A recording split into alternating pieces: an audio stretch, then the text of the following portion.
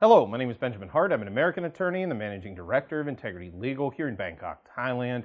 As the title of this video describes, we are talking about the right to work in Thailand and not the right to reside. To bring up the context of this, it's recently been announced that Thailand elite visa holders will be able to obtain work authorization, albeit with the proviso that they invest $1 million into the Thai economy in some way, shape, or form.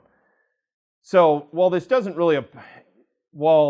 that's not really going to apply to a large subset of prospective expats here in Thailand, I thought I'd bring up the fact that Thailand has this kind of mutually exclusive setup with respect to residence and right to work. So when you have the right to work in Thailand, for example, just a standard work permit, you don't necessarily have the right to reside. And something that constantly gets euphemistically, or maybe I should say colloquially, thrown out there is that the elite visa is a residence visa. It isn't.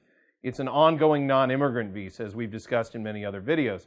So yes, it's a right to work, but it doesn't confer the right to reside in Thailand, the right of abode, the right to indefinite residence here in the kingdom.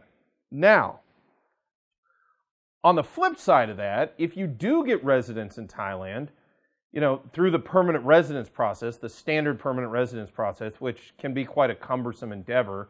We assist folks every year with Thai PR, and it's not the easiest thing in the world, let's put it that way. But one interesting thing is, for example, in the United States, when you obtain residency or a green card, you also have the right to work conferred. It's inherent to the residence. The moment you are considered a lawful permanent resident in the United States, you can work as you see fit.